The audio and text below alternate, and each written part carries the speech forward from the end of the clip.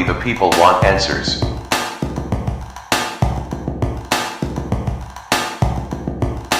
We the people are sick of this shit. My videos don't necessarily promote one religion.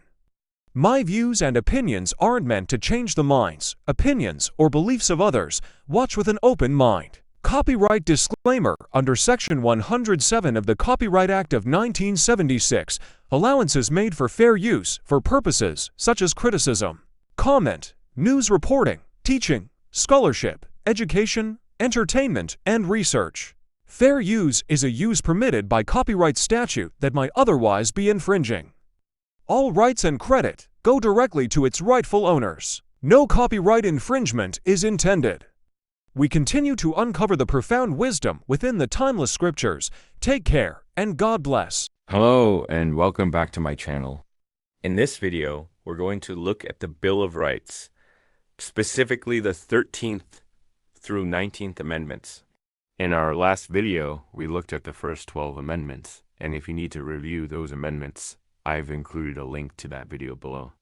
We'll also have a quiz at the end of this video to test your knowledge about these amendments. So make sure to watch the video to the end to take the quiz. Let's get started. 13th Amendment. The 13th Amendment was approved by Congress on January 31st, 1865, and was ratified on December 65. Here's the amendment. Part of Article 4, Section 2 of the Constitution was replaced by the 13th Amendment. Section 1. Neither slavery nor involuntary servitude, except as punishment for a crime whereof the party shall have been duly convicted, shall exist within the United States or any place subject to their jurisdiction. Section 2. Congress shall have power to enforce this article by appropriate legislation. Now, what does the 13th Amendment mean? It abolished slavery in the United States. Prior to the Civil War, many states allowed slavery and considered enslaved people to be property. The 13th Amendment ended that practice. What was the significance of the 13th Amendment? The 13th Amendment is one of three important amendments that together granted equal rights to African Americans. Following the Civil War, the 13th, 14th, and 15th Amendments were adopted to abolish slavery and provide equal rights and protections to African American citizens. 14th Amendment. The 14th Amendment was passed by Congress on June 13, 1866, and was ratified on July 9, 1868. Here's the amendment.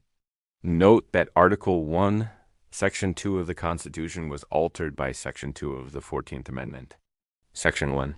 All persons born or naturalized in the United States and subject to the jurisdiction thereof are citizens of the United States and of the state wherein they reside. No state shall make or enforce any law which shall deny to any person within its jurisdiction the equal protection of the laws, nor shall any state deprive any person of life, liberty, or property without due process of law. Section 2 representatives shall be apportioned among the states, according to their respective populations, which shall be determined by counting the whole number of persons in each state, including the Native American population therein, with the exception of those who may be granted the right to vote. But when the right to vote at any election for the choice of electors for president and vice president of the United States shall be denied to any citizen of voting age within a state by reason of such disability as mentioned in the first part of this section. Then in determining questions in the Senate, the votes of such disability shall be excluded in apportioning representatives among the states. But this section shall not apply to the apportionment of senators.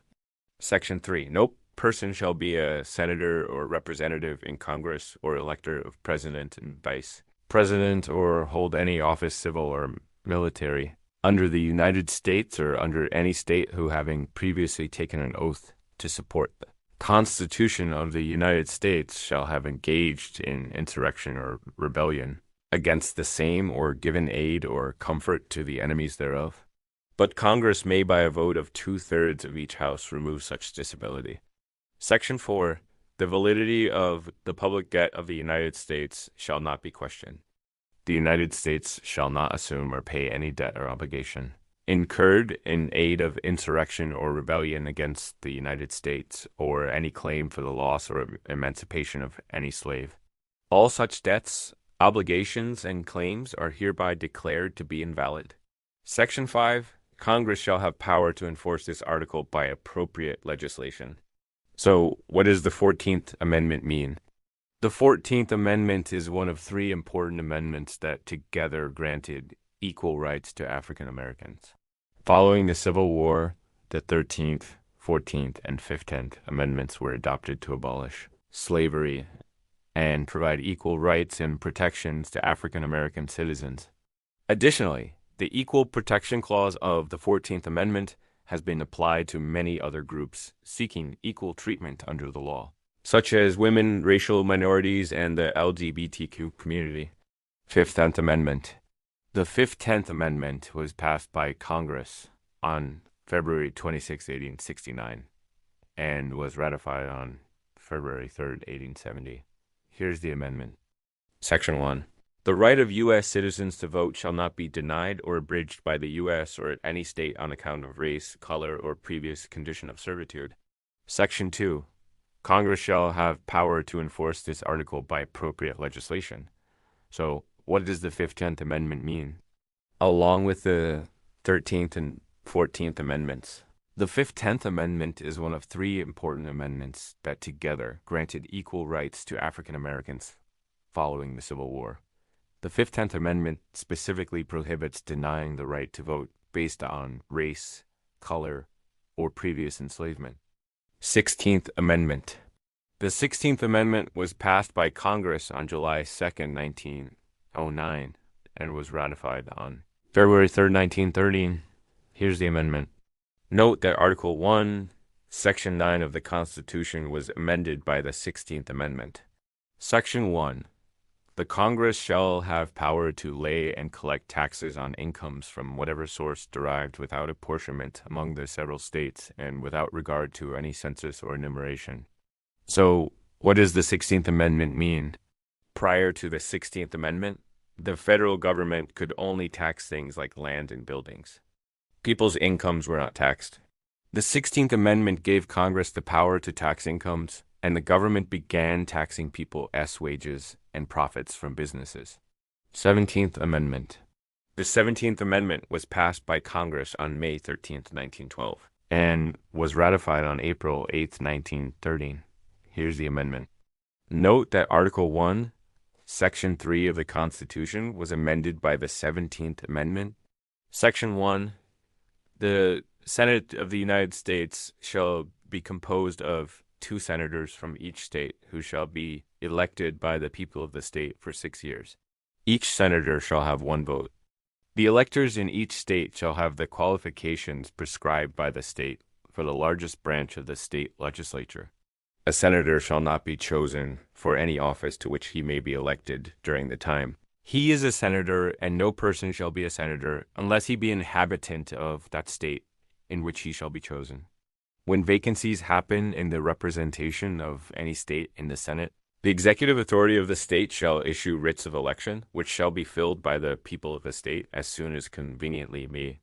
The Congress might, by a vote of 2/3 of each house, provide for the case of senators being elected by other means than by the people of the state, but this amendment shall not have the effect of repealing any existing law which shall secure the right of suffrage. To all persons in any state, regardless of race, who shall be entitled to vote for the most numerous branch of the state legislature. So what does the 17th Amendment mean? Prior to the 17th Amendment, senators were selected by state legislatures rather than by popular vote. The 17th Amendment changed that. Today, senators are elected by the people of their state. 18th Amendment. The 18th Amendment was passed by Congress on December 18, 1917, ratified on January 16, 1919, and later repealed by the 21st Amendment. Here's the amendment. After 1 year from the ratification of this article, the manufacture, sale, transportation, and importation and exporting liquors shall be prohibited. So, what does the 18th Amendment mean? The 18th Amendment prohibited the production, sale, and distribution of alcohol throughout the United States, although it was repealed by the 21st Amendment in 1933. The impact of the 18th Amendment and the era of prohibition it created had lasting effects on American society. 19th Amendment. The 19th Amendment was passed by Congress on June 4th, 1919, and was ratified on August 18th, 2020. Here's the amendment. The right of U.S. citizens to vote shall not be denied or limited by the U.S. or any state on account of sex. So, what does the 19th Amendment mean? The 19th Amendment granted women the right to vote. Before this amendment, women had been fighting for the right to vote for decades. The amendment's ratification was a major victory for the women's suffrage movement. All right, it's time for a quiz. Which amendment abolished slavery? What does the 14th Amendment say? Which amendment granted women the right to vote? The answers are 13th Amendment, 14th Amendment, and 19th Amendment. Okay, thanks for watching. If you enjoyed this video, please hit the like button and subscribe for more videos like this. You can also check out my social media accounts. Thank you all for watching this here video.